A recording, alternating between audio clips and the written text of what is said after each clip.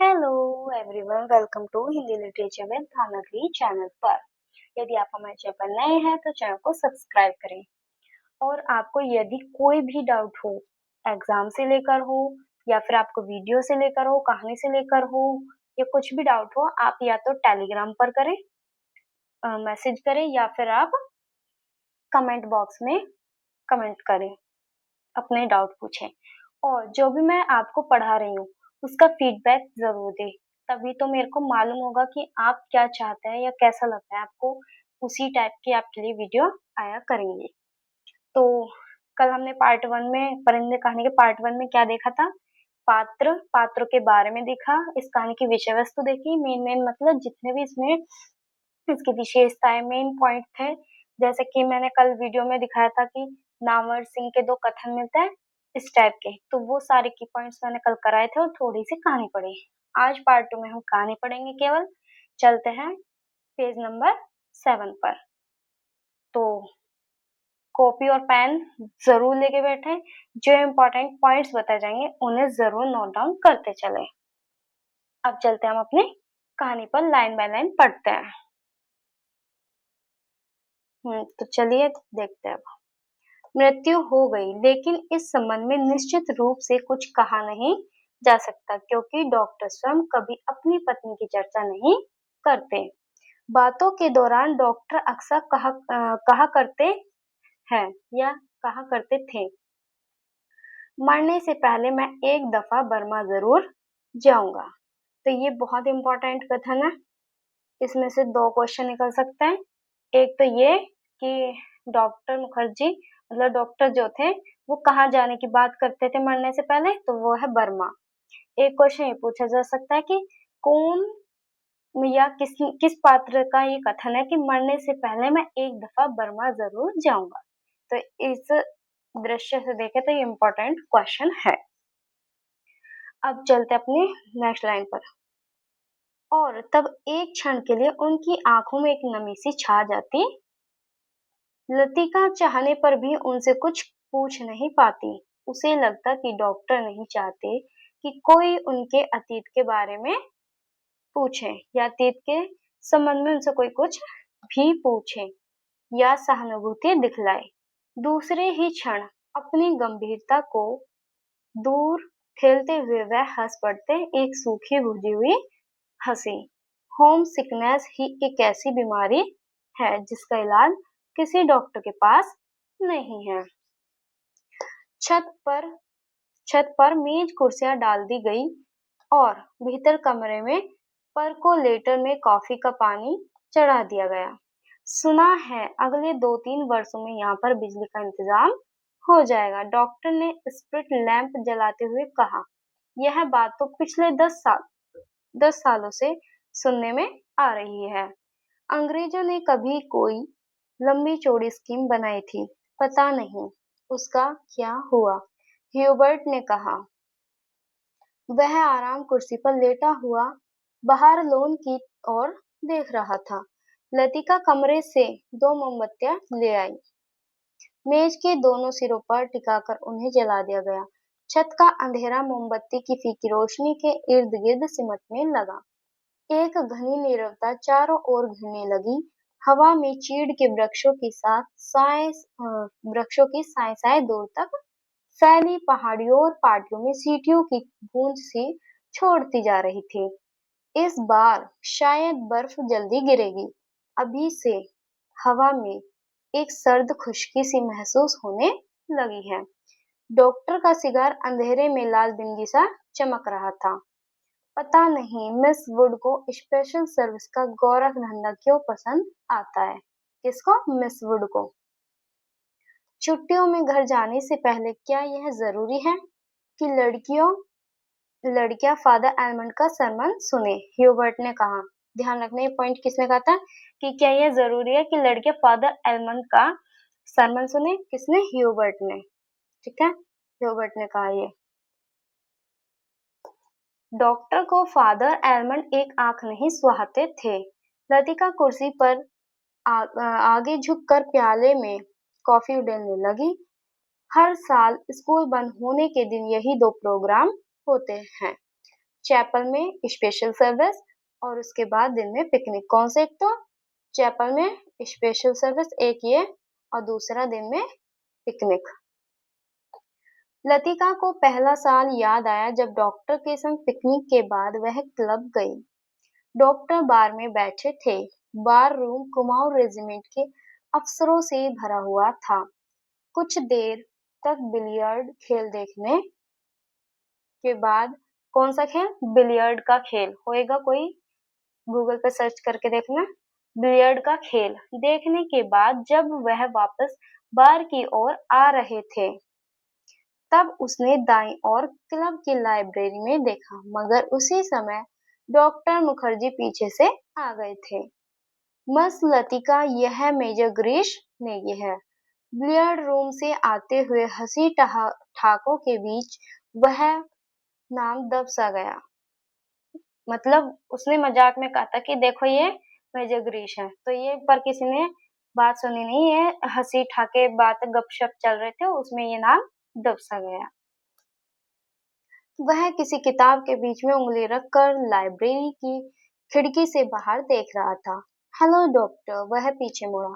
तब उस क्षण न जाने क्यों लतिका का हाथ कांप गया और कॉफी की कुछ गर्म बूंदें उसकी साड़ी पर छलक आई। अंधेरे में किसी ने नहीं देखा कि लतिका के चेहरे पर एक उनिंदा रेतापन घिराया है। हवा के झोंके से मोमबत्तियां की लौ फड़कने लगी। छत से भी ऊंची काठ गोदाम जाने वाली सड़क पर यूपी रोडवेज की आखिरी बस डाक लेकर जा रही थी। बस की हेडलाइट्स में आसपास फैली हुई झाड़ियों की छाया घर के द्वार पर सरकती हुई गायब होने लगी। मिस लतिका, आप इस साल भी छुट्टियों में यहीं रहेंगी? किसने पूछा था ये? पहले तो पूछा था उन लड़कियों ने, क्या आप इस मतलब छुट्टियों में घर नहीं जाती, ठीक है। फिर पूछा डॉक्टर ने कि मिस लतिका, आप इस साल भी छुट्टियों में यहीं रहेंगी? डॉक्टर डॉक्टर का सवाल हवा में यहाँ पे का आएगा, ये का डॉक्टर का सवाल हवा में टंगा रहा। उसी क्षण पियानो पर शोपा का नॉकटर्न ह्यूबर्ट की उंगलियों के नीचे से फिसलता हुआ धीरे धीरे छत के अंधेरे में घुलने लगा, मानो जल पर कोमल स्वप्निल उर्मिया भंवरों का झिलमिलाता जाल बुनती हुई दूर दूर किनारों तक फैलती जा रही हो। लतिका को लगा कि जैसे कहीं बहुत दूर बर्फ की चोटियों से परिंदों के झुंड नीचे अनजान देशों की ओर उड़े जा रहे हों। इन दिनों अक्सर उसने अपने कमरे की खिड़कियों से उन्हें देखा है। धागे में बंधे चमकीले लट्टुओं की तरह वे एक लंबी टेढ़ी मेढ़ी कतार में उड़े जाते हैं। पहाड़ों की सुनसान नीरवता से परे उन विचित्र शहरों की ओर जहां शायद वह कभी नहीं जाएगी। लतिका आर्म चेयर पर ऊँघने लगी। डॉक्टर मुखर्जी का सिगार अंधेरे में चुपचाप जल रहा था। डॉक्टर को आश्चर्य हुआ कि लतिका ने न जाने क्या सोच रही है, और लतिका सोच रही थी क्या वह बूढ़ी होती जा रही है। उसके सामने स्कूल की प्रिंसिपल मिस वुड का चेहरा घूम गया। पोपला मुंह कैसा था प्रिंसिपल का फेस, कैसा लगता था?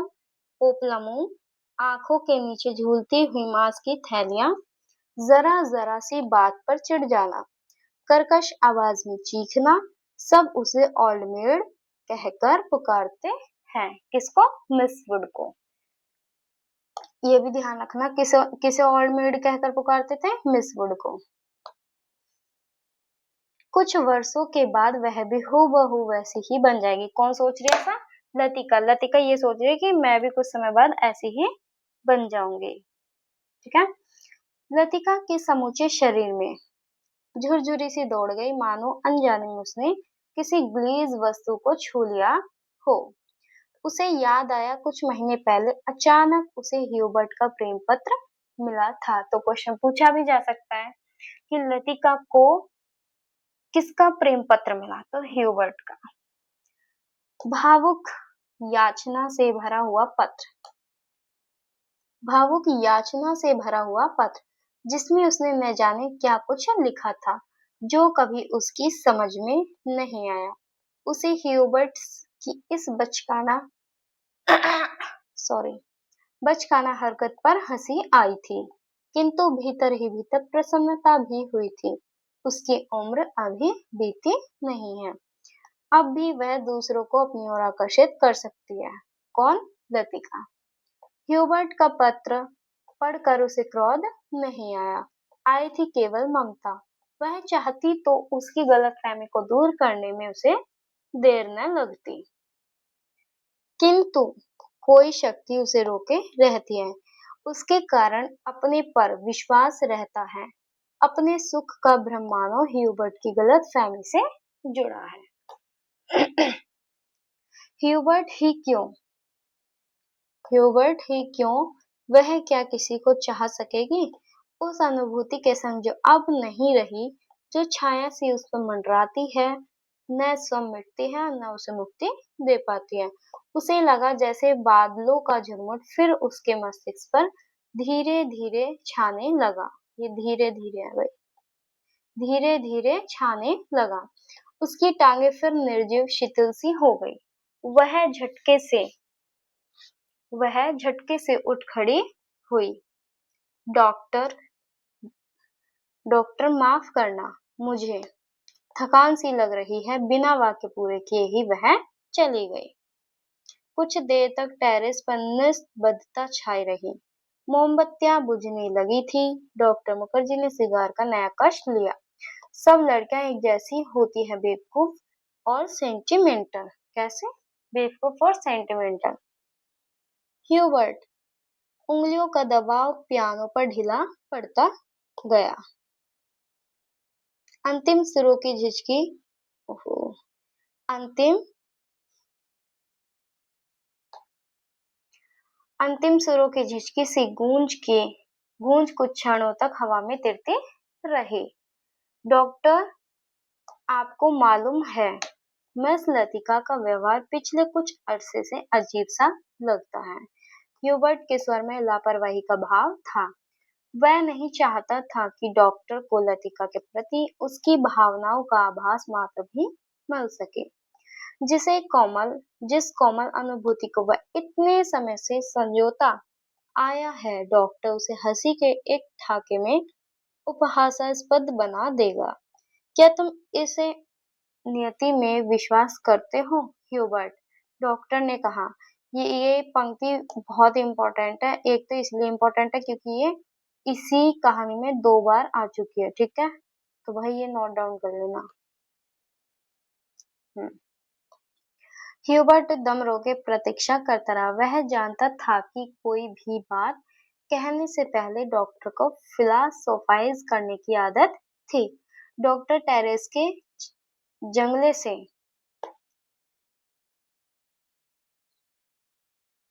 टेरेस के जंगले से सट कर खड़ा हो गया। फीकी सी चांदनी में चीड़ के पेड़ों की छाया लॉन पर गिर रही थी। कभी कभी कोई जुगनू अंधेरे में हरा प्रकाश छिड़कता हवा में गायब हो जाता था। मैं कभी कभी सोचता हूँ, इंसान जिंदा किस लिए रहता है? क्या उसे कोई और बेहतर काम करने के लिए नहीं मिला? हजार हजारों मील यह हजारों मील अपने मुल्क से दूर मैं यहाँ पड़ा हूँ। यहाँ कौन मुझे जानता है? यही शायद मर भी जाऊं। मतलब सोच रहे हैं कि यही शायद मैं मर भी जाऊंगा। ह्यूबर्ट, क्या तुमने कभी महसूस किया है कि एक अजनबी की हैसियत से पराई जमीन पर मर जाना काफी खौफनाक बात है? ह्यूबर्ट विस्मित सा डॉक्टर को देखने लगा। उसने पहली बार डॉक्टर मुखर्जी के इस पहलू को देखा था। अपने संबंध में अक्सर वे चुप रहते थे। कौन? डॉक्टर। कोई पूछे कोई पूछे नहीं, मैं वह अक्सर है। यह बात मुझ में एक अजीब किस्म की बेफिक्री पैदा कर देती है, लेकिन कुछ लोगों की मौत अंत तक पहेली बनी रहती है।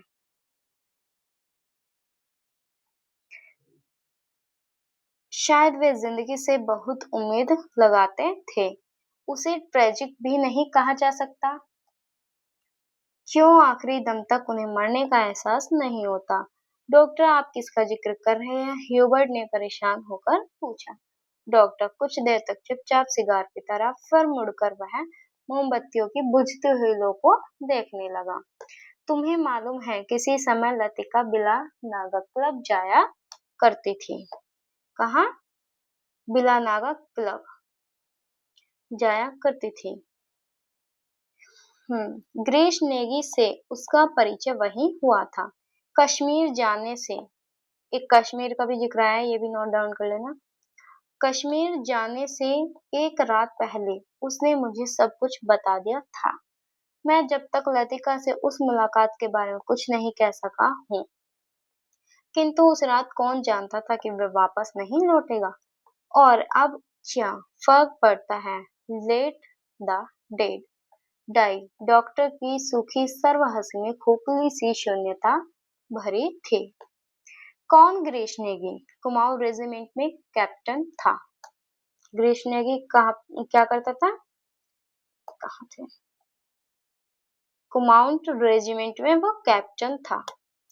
डॉक्टर, क्या लतिका? ह्यूबर्ट से आगे कुछ नहीं कहा गया। उसे याद आया वह पत्र जो उसने लतिका को भेजा था।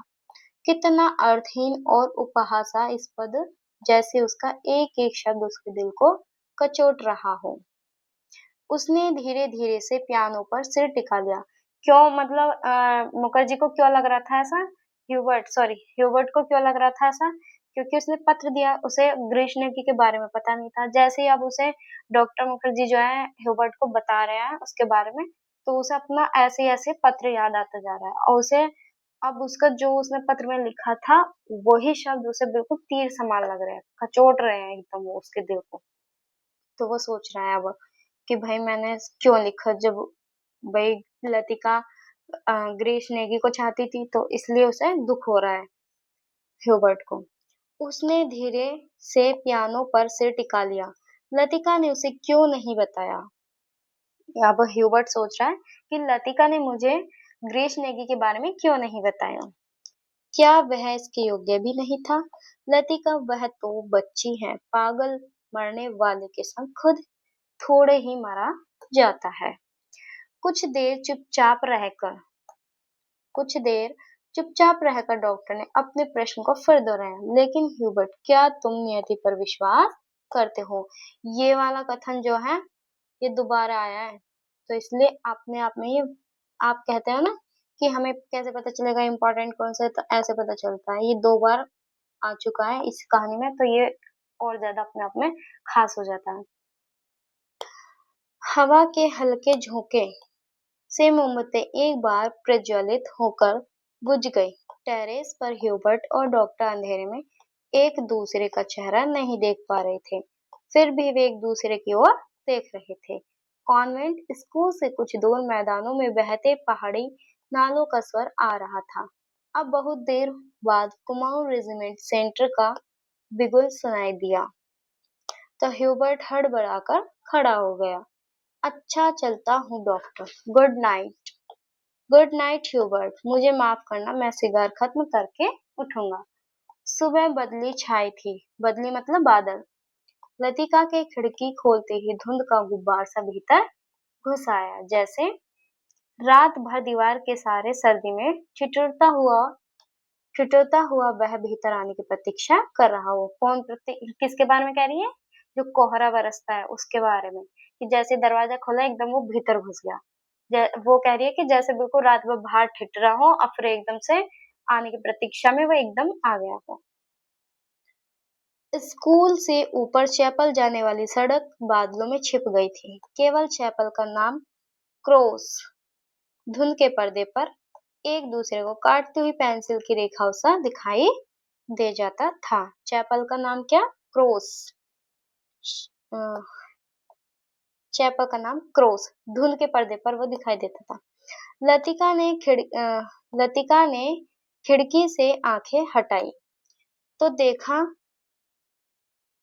देखा कि करीमुद्दीन चाय की ट्रे लिए खड़ा है। करीमुद्दीन मिलिट्री में अर्दली रह चुका है। ये भी एक इम्पोर्टेंट पॉइंट है। वैसे मैंने पात्र वाली स्लाइड्स में सब कुछ कवर कर दिया है। अर्दली रह चुका था, इसलिए ट्रे मेज पर रखकर अटेंशन की मुद्रा में खड़ा हो गया। लतिका झटके से उठ बैठी। सुबह से आलस करके कितनी बार जागकर वह सो चुकी थी। अपनी खिसियाहट मिटाने के लिए लतिका ने कहा, बड़ी सर्दी है आज, बिस्तर छोड़ने का जी नहीं चाहता। अजी मैम साहब, अजी मैम साहब, अभी क्या सर्दी आई, अभी क्या सर्दी, ये नहीं है, अभी क्या सर्दी आई है। बड़े दिनों में देखना कैसे दांत कटकटाते हैं। और करीमुद्दीन अपने हाथों को बगलों में डाले हुए इस तरह सिकुड़ गए जैसे उन दिनों की कल्पना मात्र में उसे जाड़ा लगना शुरू हो गया हो। गंजे सिर पर दोनों तरफ के उसके बाल हिजाब लगाने से कतई रंग के भूरे हो गए थे। बात चाहे किसी विषय पर हो रही हो, वह हमेशा खींचतान कर उसे ऐसे क्षेत्र में घसीट लाता था जहां वह बेझिझक अपने विचारों को प्रकट कर सके। एक दफा तो यह एक दफा तो यह यहाँ लगातार इतनी बर्फ गिरी थी कि भुवाली से लेकर कहाँ से कहाँ तक, भुवाली से लेकर डाक बंगले तक सारी सड़कें जाम हो गई थी।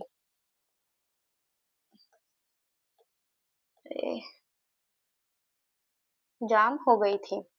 इतनी बर्फ थी मेम साहब की पेड़ों की टहनियों तक सिकुड़ कर तनों से लिपट गई थी, बिल्कुल ऐसे। और करीमुद्दीन नीचे झुककर मुर्गा सा बन गया। कब की बात है? लतिका ने पूछा। अब यह तो जोड़ हिसाब करके ही पता चलेगा मैम साहब, लेकिन इतना याद है कि उस वक्त अंग्रेज बहादुर यही थे। कंटोनमेंट की इमारत पर कौमी झंडा नहीं लगा था। बड़े जबर थे ये अंग्रेज, 2 घंटे में ही सारी सड़कें साफ करवा दी। उन दिनों एक सीटी बजाते ही 50 घोड़े वाले जमा हो जाते थे।